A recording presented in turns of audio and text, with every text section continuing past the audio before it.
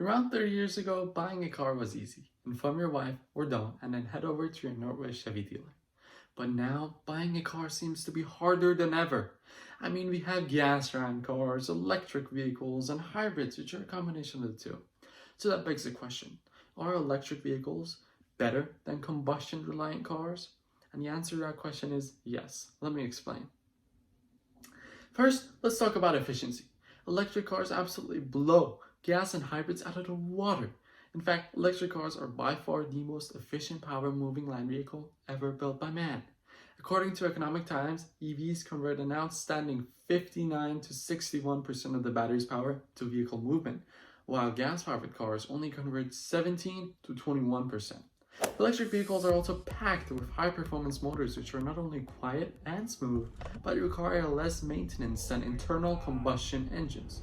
The driving experience can also be fun because AEV motors react quickly, making them responsive with good torque. Here are two clips with the Model S Plaid, currently the fastest production car ever, showcasing its Superman-like powers. Next, let's go back to the topic of maintenance and take a closer look at the numbers. Clean Technica conducted a study confirming its earlier predictions. Electric vehicle maintenance is 3 times lower and repairs are 22% lower than gas vehicle costs at 3 years. Along with that, EVs are almost always cheaper to fill up too. CNBC found EV owners on average spend 60% less on fuel, about $700 compared to internal combustion engine vehicles. As for charging at home, domestic electricity rates vary by state based on a number of different factors like regulations and how the electricity is generated. But the average monthly cost is about $25. Paying 10 cents per kilowatt is the equivalent of driving on gasoline that costs less than $1 per gallon. Now let's address the elephant in the room, the range. Many are skeptical and some owners have obtained range anxiety. Should that be something you, as a possible owner, be thinking about? It depends. Generally speaking, a car with an estimate of 250 miles is as low as you should go if you want to buy an EV. Some factors have an effect on the range of the battery too.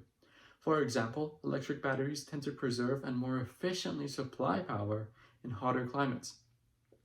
User maltreatment can also lead to faster battery degradation.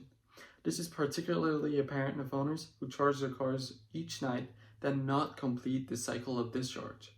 But if you really want an EV, all just mentioned should not be of concern. Plus, there are thousands of fast chargers all over the US for you to visit. In fact, part of President Biden's fast track plan is to add 500,000 level 2 charging stations across the country. Finally, unless unclear, it should be mentioned that electric vehicles are not for everyone.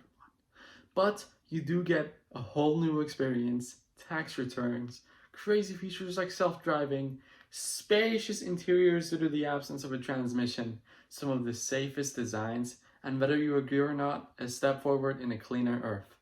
After all, buying an electric vehicle is not a matter of if, it's a matter of time. After 2035, no more new gas or hybrids will be sold in the US, most of Europe, and some other forward-thinking countries. So if you can, give future a try.